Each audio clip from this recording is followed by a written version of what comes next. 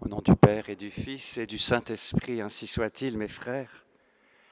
Nous sommes après l'Ascension. Jésus est monté au ciel. Son corps humain est devenu invisible à nos yeux. Il a été encielé, pourrait-on dire. Mais même invisible désormais, il est toujours au milieu de nous sur la terre.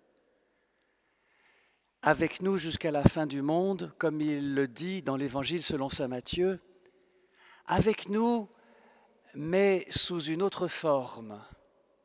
Et cette forme, c'est l'Eucharistie, dans le tabernacle.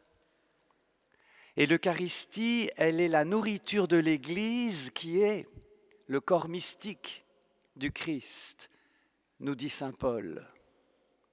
Donc vous le voyez, avec l'Eucharistie, avec l'Église et avec les chrétiens, Jésus est présent sur la terre dans son corps. De cette manière, lui, Jésus ressuscité, glorifié à la droite du Père, est au milieu de nous.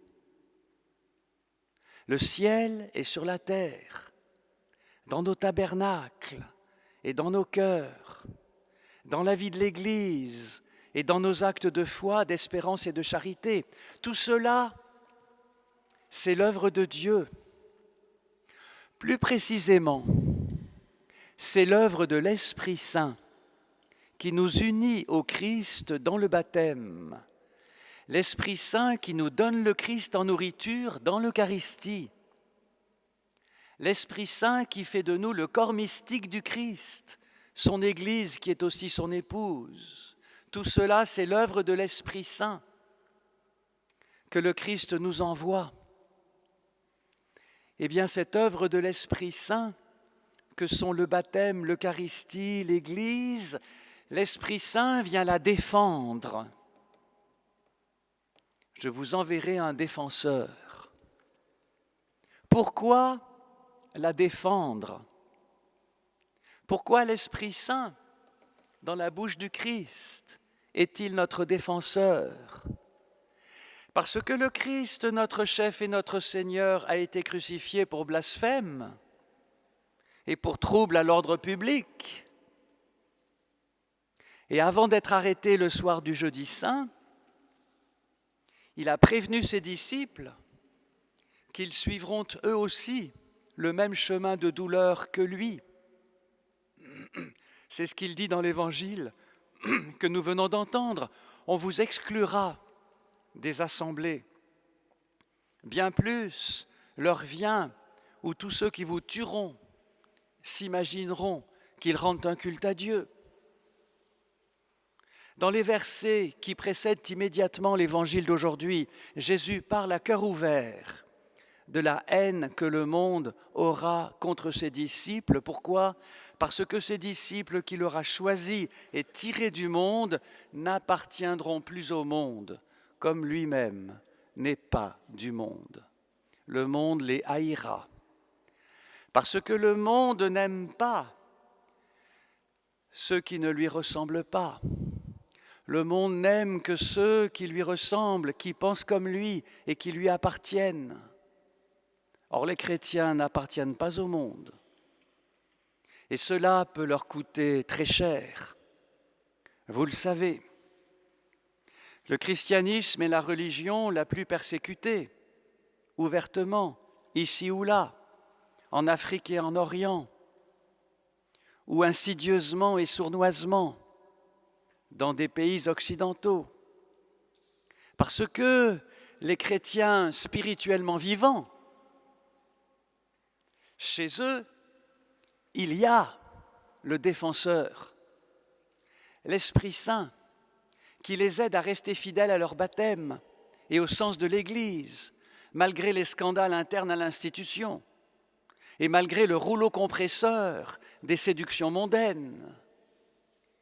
Le christianisme est persécuté parce que chez les chrétiens, il y a l'Esprit Saint, le défenseur, qui maintient en tout être humain une transcendance et une dignité qui contredisent les abus en tout genre, provoqués par les appétits de pouvoir, de jouissance et de conquête.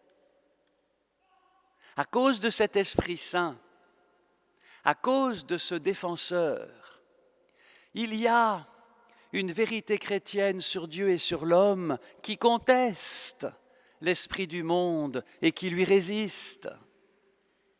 Et cette vérité, elle rend libre. Parce que, comme le dit encore saint Paul, là où est l'Esprit du Seigneur, là est la liberté. C'est pour cela que le christianisme est aussi la religion la plus heureuse, malgré toutes ses épreuves. Et c'est à cause de cette liberté spirituelle que les chrétiens ne haïssent pas le monde, eux, mais qu'au contraire, ils l'aiment. Jésus lui-même le dit au début de l'Évangile selon saint Jean. Dieu a tant aimé le monde qu'il a donné son Fils unique, afin que le monde ait la vie éternelle. Et de son côté, l'apôtre Saint Pierre, que nous avons entendu dans l'Épître, exhorte les chrétiens à mener une vie raisonnable, sobre, hospitalière et serviable, vous l'avez entendu, dans la société où ils vivent, en étant soumis aux autorités, restant saufs leur jugement de conscience. Alors vous le savez, historiquement, le christianisme n'agit pas comme un parti révolutionnaire, même si le Christ a pu être accusé à tort en ce sens. Le christianisme agit plutôt comme un ferment, c'est-à-dire comme un esprit de sainteté, de sacrifice et de communion qui s'adresse à chaque personne individuelle dans son cœur et dans sa liberté, tout en rassemblant les croyants dans une même Église dont l'âme ou le principe vital est justement l'esprit de sainteté, l'esprit de charité. Cet Esprit Saint, il défend la grandeur du véritable amour qui dépasse l'entendement humain, mais qui élève le cœur humain à la hauteur divine pour laquelle il est fait. L'incarnation de Dieu dans l'homme Jésus de Nazareth n'est pas raisonnable. Sa résurrection non plus n'est pas raisonnable. L'Eucharistie non plus. La longévité de l'Église non plus ne sont pas raisonnables. Tout cela est au-dessus de l'entendement humain. Eh bien, toutes ces réalités qui ne sont pas de ce monde, vous le savez, elles sont tombées depuis longtemps sous le feu nourri de la critique philosophique, rationaliste et matérialiste, qui s'attache à détruire et à dénoncer la foi chrétienne en l'accusant d'idéalisme et de désengagement hors des affaires du monde.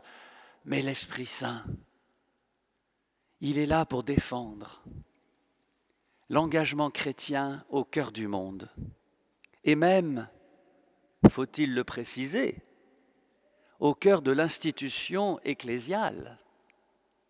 Engagement caritatif, éducatif, inégalé, qui va bien plus loin que les services publics et officiels. Engagement intellectuel et moral qui maintient l'identité humaine bien au-delà de l'horizon du tout technologique, au-delà et au-dessus. Les disciples du Christ savent qu'ils sont pécheurs et fragiles face aux défis du monde et que les institutions humaines de l'Église, elles aussi, sont blessées par les péchés de leurs membres. Mais les chrétiens spirituellement vivants ne se défendent pas tout seuls. Ils ont pour eux l'assistance de l'Esprit Saint. Et cette assistance est d'autant plus efficace qu'ils sont plus unis dans la même foi et dans le même amour. Alors, à quelques jours de la Pentecôte, demandons à Dieu plus de force intérieure et plus de fermeté d'esprit pour témoigner du Christ qui vient sauver le monde et lui donner la véritable paix. Au nom du Père et du Fils et du Saint-Esprit, ainsi soit-il.